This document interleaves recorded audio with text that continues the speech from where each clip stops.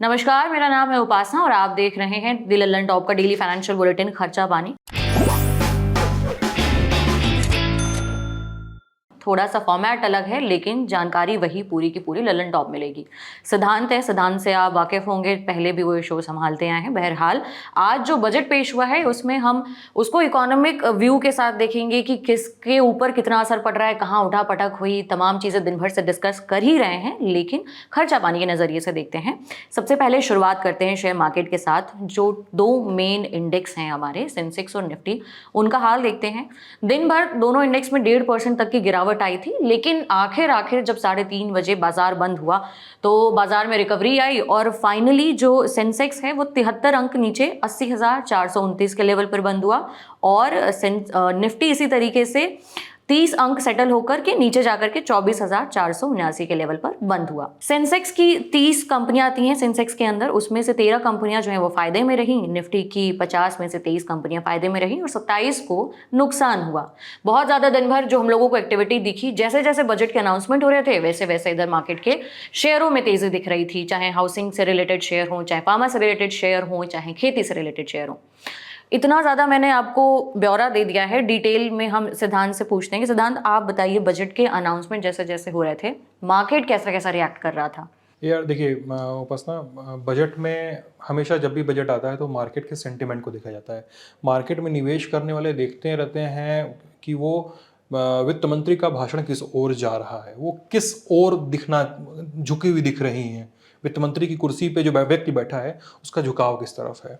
अब आज के बजट में अगर आप देखिए तो लॉन्ग टर्म कैपिटल गेन और जो ट्रांजैक्शन टैक्स था उसका तो अनाउंसमेंट बाद में हुआ, लेकिन आप देखेंगे तो मार्केट शुरुआत से ही बड़ा खुश नहीं था। मार्केट बड़ा से धीमा धामा कहीं बढ़ रहा है, 1% आधे परसेंट की बढ़ोतरी हो रही है, बहुत उड़ के गई तो 1.5% की बढ़ोतरी किसी किसी के स्टॉक में हो रही थी।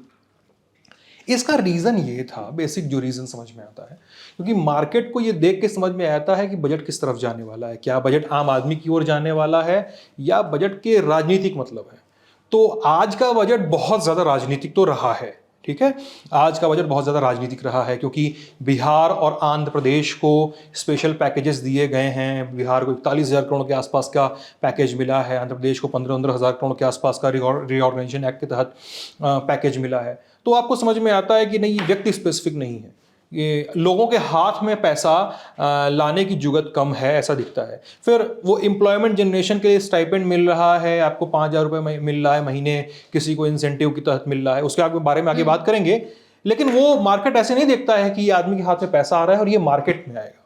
मार्केट को सेंटिमेंट पहले समझ में आता है कि नहीं नहीं, ये बहुत रैली के का मूड नहीं बन सकता, इसमें बहुत पैसा लगाएंगे, ऐसा नहीं है कि मार्केट ऊंचा उठेगा और हमको तुरंत रिटर्न मिलेगा, वैसा नहीं होता।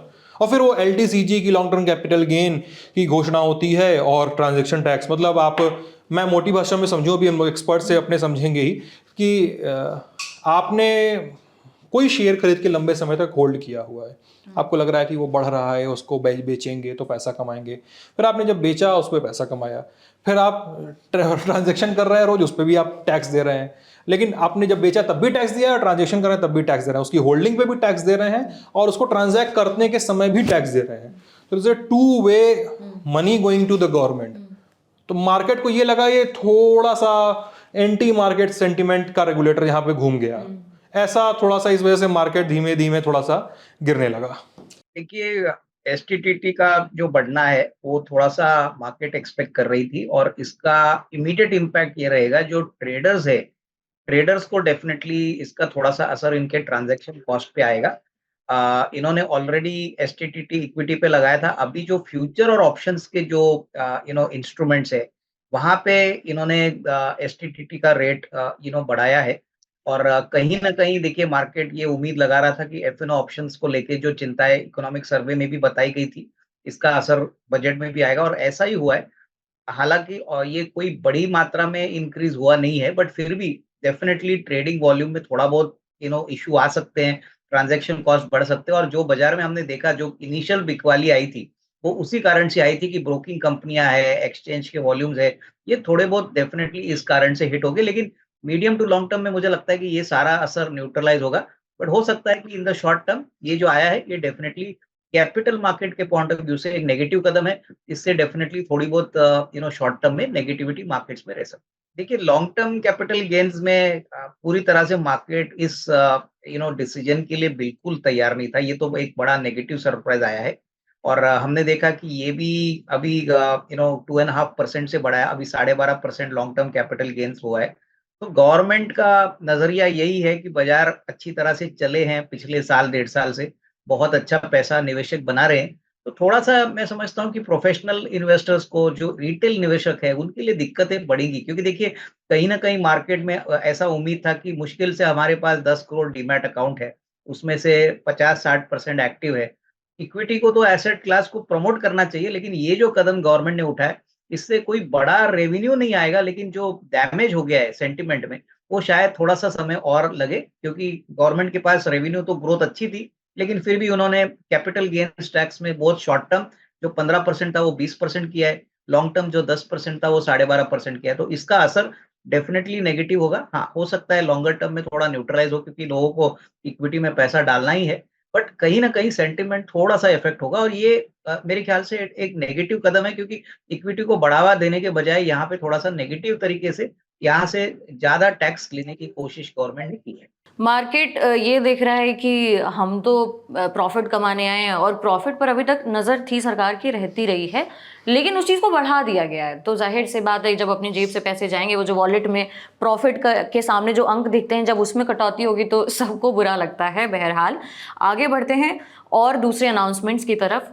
जॉब को लेकर के बहुत लंबे समय से सरकार को घेरा जा रहा था, कहा जा रहा था, जब अंतरिम बजट आया था तब भी जब अनुमानों की हम बात कर रहे थे कि किस तरीके के एक्सपेक्टेशन होंगे, तो उसमें लेबर इंसेंटिव, जो भी लेबर ज़्यादा लिंक्ड इंसेंटिव या फिर ऐसी इंडस्ट्री जहाँ पर लोगों को बहुत ज़्यादा काम मिलता हो, जिसमें बहुत ज़्यादा लोग लगे हुए हैं, वर्कफोर्स में बहुत ज़्यादा हो, ऐसी इंडस्ट्रीज़ को बढ़ावा दिया जाए ताकि ज़्यादा से ज़्यादा रोजगार के मौके पैदा हों। दो चीज़ें हैं, एक तो नौकरी जो है कंपनीज को देने के लिए आप प्रमोट कर रहे हैं और दूसरा ऐसे मौके बना रहे हैं जिससे खुद ब खुद रोजगार के नए मौके बने।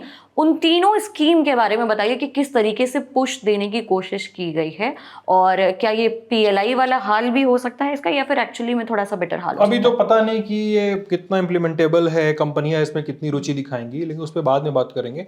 एम्प्लॉयमेंट लिंक्ड इंसेंटिव, ईएलआई कहेंगे।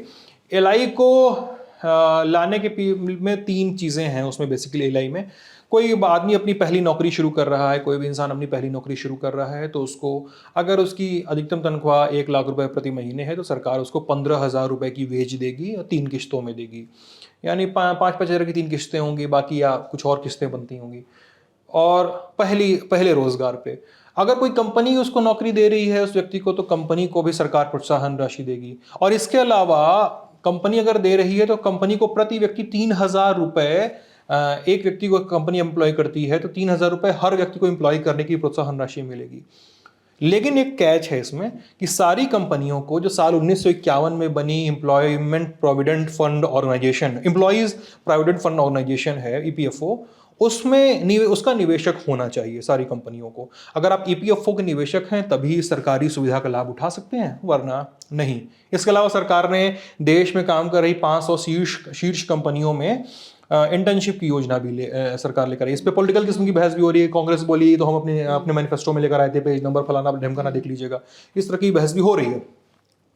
लेकिन सरकार ने कहा है कि हम 500 शीर्ष कंपनियों में हम आपको इंटर्नशिप करवाएंगे और इंटर्नशिप के समय आपको हर इंटर्न को 5,000 रुपये प्रति महीने मिलेंगे और 6,000 रुपये का एक मुश्त राशि भी मिलेगी।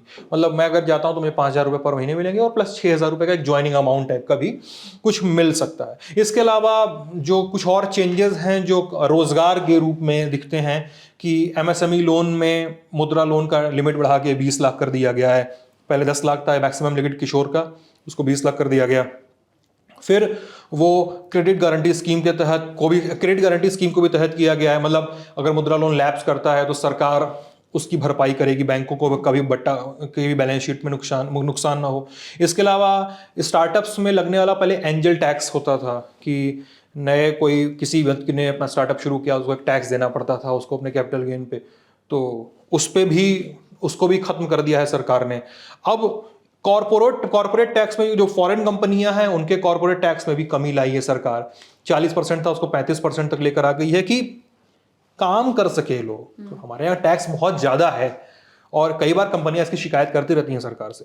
तो सरकार का ये मंतव्य है कि कम से कम काम कर सके, जिससे थोड़ा कंपनियों को हाथ पैर फैलाने का इलाका मिल Space सके, मिले, हाँ। इलाका मिल सके कि यार और लोगों को नौकरी दें, वरना हम सफोकेट करके टैक्स ही बचाते रहें, यही करते रहें तो कहाँ से काम देंगे।